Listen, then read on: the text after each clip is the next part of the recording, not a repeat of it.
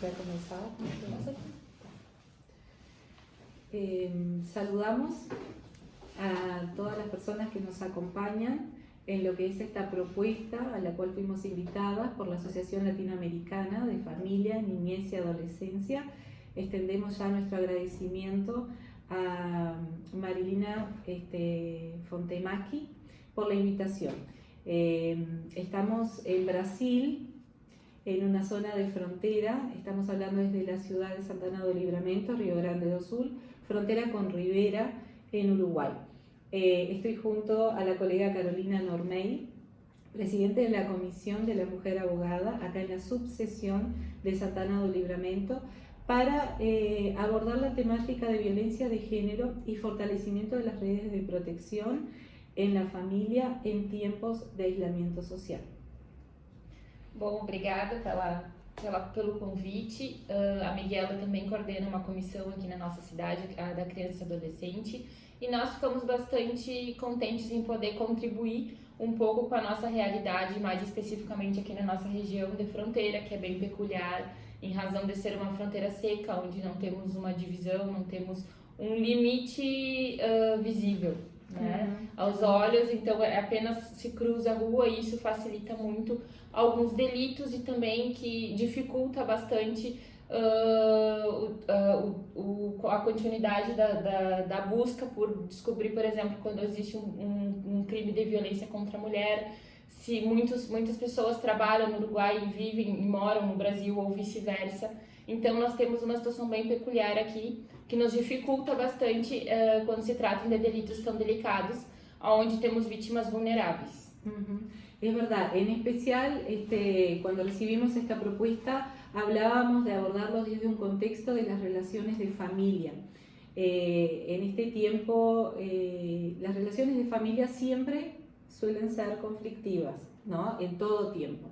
En este tiempo de pandemia declarada por la Organización Mundial de la Salud, y en este tiempo donde se recomienda el aislamiento social, hemos visto medidas restrictivas en algunos países de América Latina, en otros países un poco más flexibles, donde se dan situaciones que no son usuales en el cotidiano de las personas. Esto ha llevado a incrementar las situaciones de violencia dentro del núcleo familiar. Escuchaba a un docente y también filósofo brasileño llamado Leandro Carnal, que decía que la familia, todos somos defensores de la institución familia, ¿no? Y él decía que es la estufa de amor donde se dan esos primeros lazos de socialización, de contención, pero también es el lugar donde crecen las hierbas dañinas, ¿no? Y dentro de esas hierbas dañinas, digamos, se han dado o se han potencializado en este tiempo tres fenómenos que vamos a tocar en algunos de ellos, que son la violencia doméstica, sobre todo la violencia de género, el maltrato infantil y también el abandono de adultos mayores. En este tiempo, sabemos que son situaciones que se dan en todo tiempo, pero en este tiempo en especial, donde se recomienda el aislamiento social, estas personas que están dentro de la categoría de personas vulnerables ya no tienen esa red de apoyo que lo tenían. Hablando de niños, por ejemplo, el núcleo escolar, las maestras, el club de niños, el club del barrio, la iglesia, su red de amigos, que de cierta forma son personas que pueden detectar alguna señal de que ese niño o ese adolescente está sufriendo algún tipo de violencia, de agresión o de abuso. En el caso de las mujeres, más o menos va por... Sim, exatamente, como a Miguela comentou, nós sabemos que a família seria o nosso berço, né, onde nós deveríamos encontrar proteção e nos sentirmos mais seguros, mas infelizmente não é assim na prática. Muitas pessoas sofrem violência dentro de casa, abuso sexual dentro de casa, crianças e idosos sofrem violência, abandono afetivo, que também é uma violência.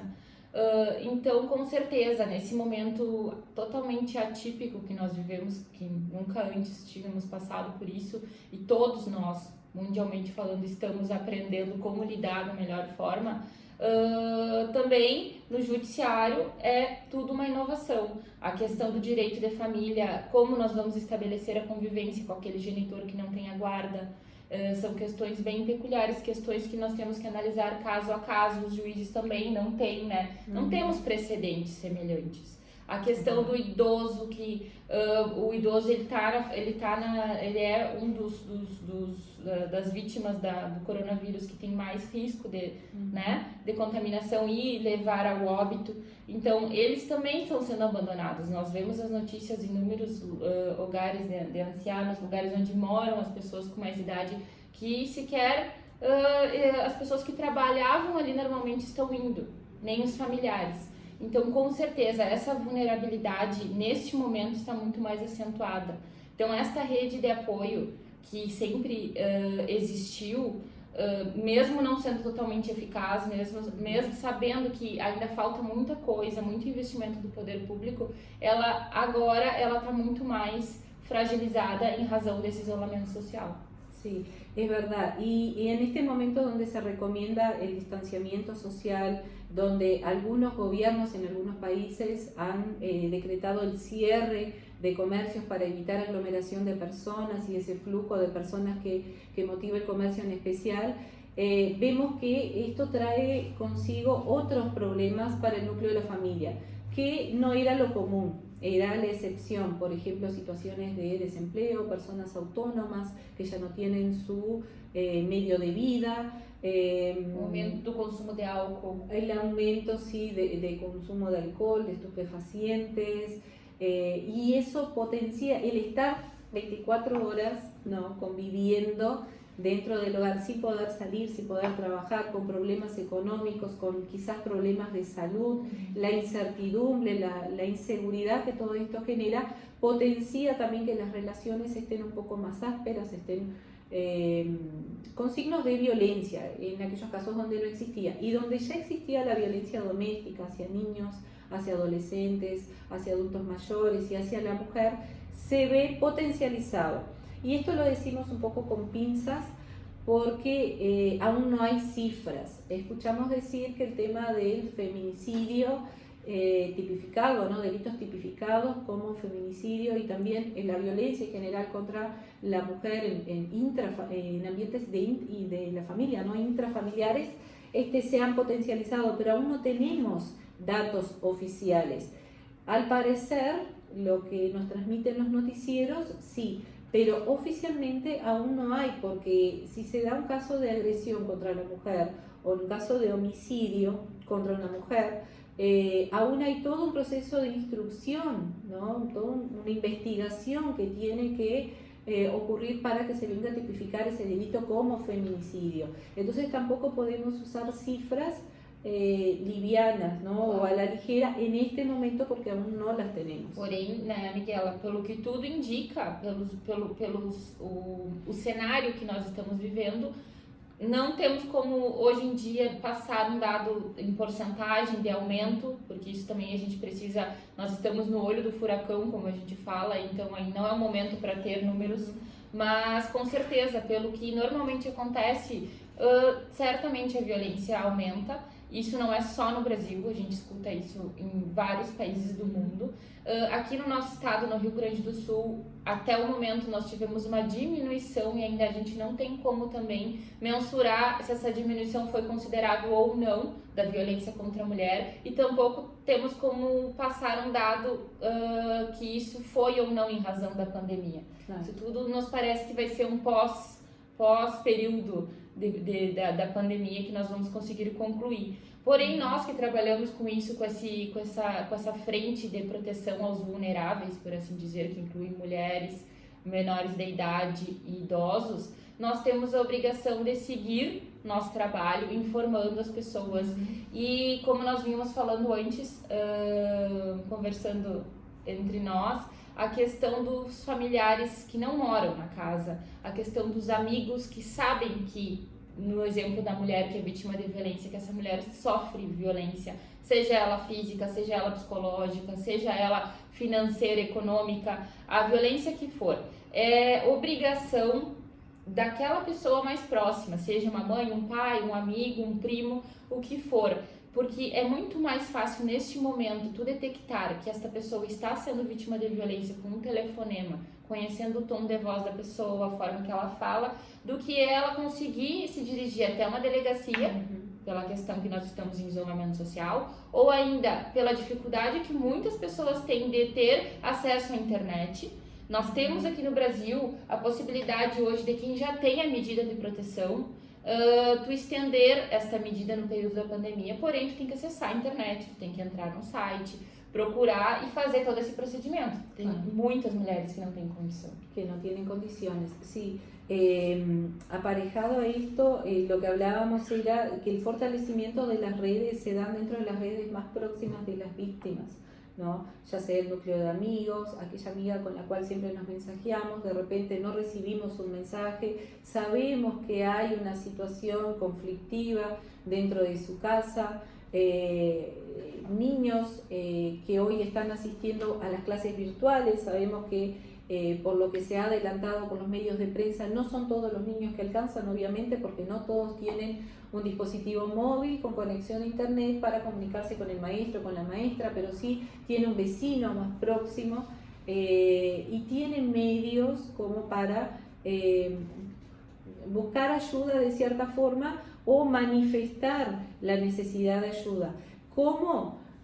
Bueno, con conversas de repente no directas para no revelar la situación de agresión que está viviendo. Acá incluso en el núcleo de la Comisión de la Mujer estuvimos hablando con las demás colegas en de repente generar esa red de apoyo con algunas instituciones policiales del medio para generar códigos, ¿no? A través de las llamadas o los mensajes, cuando la mujer de repente envía algún código, que del otro lado la persona que está recibiendo ese pedido de ayuda sepa identificar a qué viene. En el caso de los niños, bueno, está la situación de las aulas virtuales, que como decía no todos acceden, pero también estar atentos. En el barrio todos saben, ¿no? La situación de la familia de al lado, sobre todo en contextos más vulnerables, entonces de estar siempre atentos, de acercarse, de preguntar si necesitan algo. Ahora vemos que se ha extendido una amplia red de organizaciones no gubernamentales y también dentro del gobierno para auxiliar a través de alimentos, de atención médica, del sistema de vacunación como una forma de prevención para la gripe en este momento del año acá en el hemisferio sur. Entonces, que estas personas que están desempeñando este tipo de actividades puedan estar capacitadas para detectar aquellas señales que nos puedan indicar que ese miembro de la familia está sufriendo algún tipo de violencia doméstica, ¿no? Y activar los mecanismos que sean necesarios, ¿no? Exatamente. Esse momento que nós estamos hoje passando de isolamento, ele deveria ser muito mais para nos aproximar, né, da família e conhecermos as pessoas que nós temos dentro de casa, porque nossa rotina no geral é uma correria, nós passamos o dia inteiro sem olhar para o lado, chegando em casa à tarde, então não tem essa convivência, a gente acaba não convivendo realmente com os nossos entes familiares que moram junto conosco. E isso, hoje em dia, nós estamos sendo forçados. Né? Então, como a Miguela comentou, a questão da incerteza, do que vai ser, tudo isso gera uma ansiedade muito grande nas pessoas. O Brasil é um país onde cresce muito o índice de autônomos e de pessoas, de microempresários. Então, hoje em dia, quem não é funcionário público, não tem um salário fixo que todo mês, tá? Nós estamos todos no limbo, ninguém sabe o que vai acontecer. Então, tudo isso vai causando uma ansiedade muito grande, problemas psicológicos no geral, e também nós que advogamos aqui, nós acabamos por sempre comentar, os níveis de divórcio com certeza serão altíssimos, e isso a gente já começou a notar nos nossos escritórios. As pessoas começaram a se olhar, a se enxergar e ver que aquela relação realmente não é o que elas achavam. Porque nesse tempo de agora, o certo e o ideal seria que os pais olhassem para aqueles filhos e ajudassem eles nos deveres de casa, tratassem ele com carinho, tivessem um tempo para olhar um filme, tudo que nós não temos no nosso cotidiano.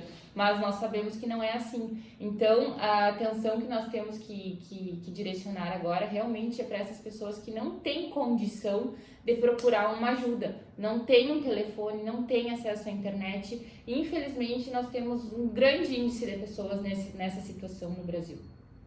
Sí, y todas estas situaciones, todos estos conflictos que son nuevos, que se vienen generando en el marco de las relaciones familiares, lo vemos reflejado en el ámbito judicial, ¿no? Tenemos situaciones dentro del derecho de familia de aquellos progenitores que no conviven, ¿no? A raíz de un divorcio, de una separación, de una unión estable, pero tienen hijos en común y venían con lo que nosotros denominamos acá la guarda compartillada, ¿no? O de repente la guarda unilateral, pero con derecho a visitas, por ejemplo, del otro progenitor. En este momento donde se están recomendando que no se den, ¿no? Por ejemplo, visitas, nosotros estamos hablando específicamente de una situación de frontera donde a veces hay que no solamente salir de la casa e ir a otro barrio, sino que ir a otro país donde de repente las medidas sanitarias son de otros, en otro sentido, o las recomendaciones son distintas, como que nos vemos desafiados a crear distintos mecanismos o formas de acuerdos entre los operadores del derecho para facilitar que el derecho de ese niño, pero también de ese padre y de esa madre y también de los abuelos, ¿no? Permanezca, ya sea a través de la tecnología, con todas las dificultades que Carolina venía mencionando, de que no todos tienen un dispositivo móvil, no tienen acceso a internet, no tienen una computadora, pero buscar los medios o quizá facilitar o disminuir el sistema de visitas, pero con todos los medios y las protecciones que se están recomendando para evitar la propagación del virus. Nós que somos responsáveis por manejar esses processos, nós advogados, temos mais do que nunca a obrigação de ter um olhar mais mediador e conciliatório, porque muitas pessoas ainda têm essa visão de litigância e nós que estamos instruindo os nossos clientes temos a obrigação de mostrar agora não é o momento para discussão e para briga, porque também muitas mães ou pais vão usar esse momento para afastar o filho daquele outro genitor que não tem a guarda. Então nós também temos que mostrar que é direito dessa criança conviver e continuar com contato com esse genitor que não tem a convivência diária com ele.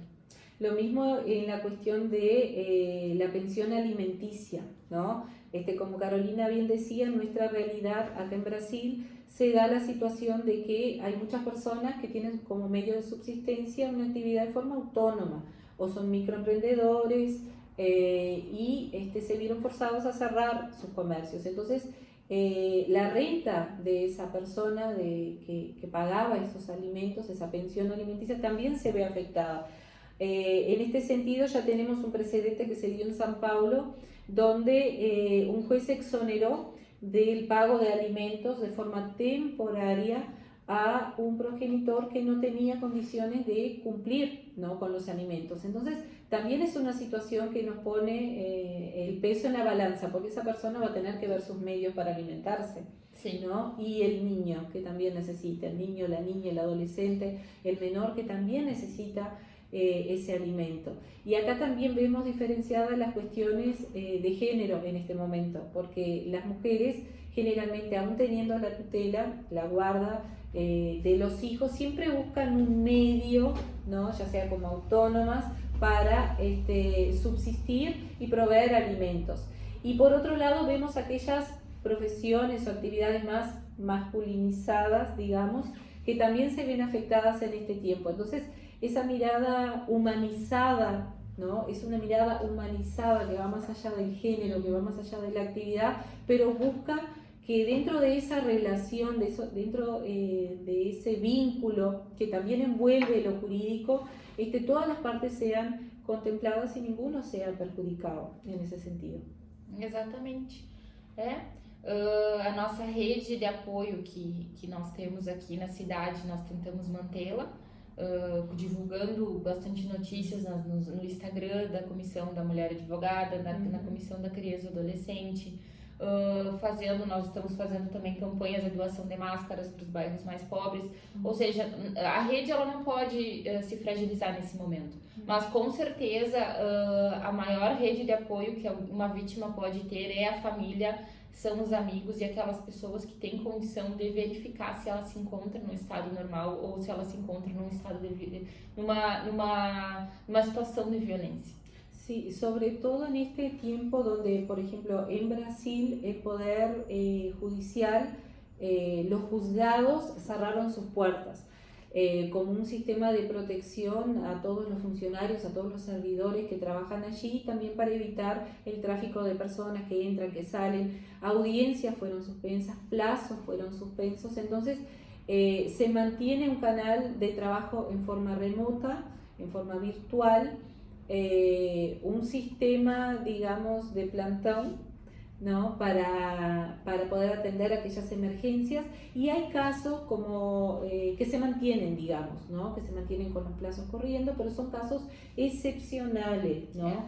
Pero en ese sentido salieron disposiciones relativas a la protección, por ejemplo, de niños y niñas adolescentes, porque hablamos dentro del núcleo familiar de aquellos niños, niñas y adolescentes que están de repente en una relación o sufriendo agresión o violencia dentro del núcleo familiar. También están los casos de abuso sexual que tienden, ¿no?, a no intensificarse, pero sí queda como más cubierto, ¿no? Queda más cubierto en este tiempo.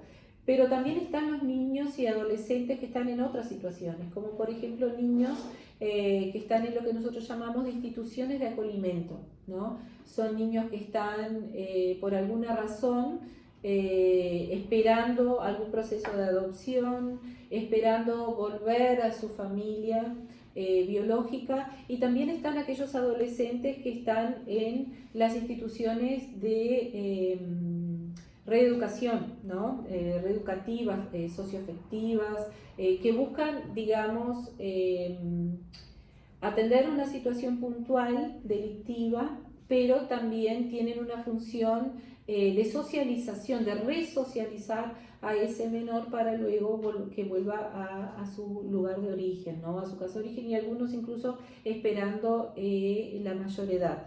En esos casos también se han adoptado una serie de medidas específicas para, en primer lugar, aquellos procesos que estaban pendientes de repente, procesos de adopción, que estaban pendientes de algún trámite que era meramente burocrático, se ha dado prioridad y se ha agilizado para que esta familia, este niño o esta niña esté en una familia en este tiempo, ¿no? Esté siendo cuidado, esté siendo atendido. Mismo porque estas instituciones tienen una entrada y salida diaria de las personas que allí trabajan, ya sean personal de limpieza, ya sean las personas que fabrican los alimentos para estos niños, ya sean los que los atienden, psicólogos, los que les llevaban algún tipo de actividad, ya sea de apoyo escolar o oficinas. Son actividades que se han visto restringidas en este tiempo. Si bien se han adoptado medidas de salud, para cuidarlos ha disminuido el personal, entonces los estados tienen que ver, por un lado, cómo continuar prestando ese servicio, y por el otro lado también cómo cuidar a esos servidores o esos empleados que pueden pertenecer al grupo de riesgo o tener patologías previas, ¿no?, que los ubican en ese grupo de riesgo. Entonces, en ese sentido se han adoptado una serie de medidas, y las comisiones, por lo menos en Río Grande do Sul, que trabajan con niños, niñas y adolescentes, han tenido un papel destacado en el sentido de acompañar esos trámites, de intervenir en la celeridad de esos procesos, de poder estar ahí acompañando para ver cuáles son las necesidades y cómo, como operadores del derecho, podemos contribuir para que esas situaciones no se agraven, digamos. Entonces son una serie de medidas que se vienen adoptando, medidas emergenciales que no sabemos si son correctas o no, pero son medidas paliativas para las situaciones que se vienen dando día a día. O momento é de se reinventar em qualquer profissão, em qualquer situação. E acho que seria a nossa contribuição desde o Brasil, mais especificamente aqui fronteira com o Uruguai, Santana do Livramento. Espero que tenha sido útil. E estamos a las órdenes. Obrigada. Porque eu fiquei com a sensação que a gente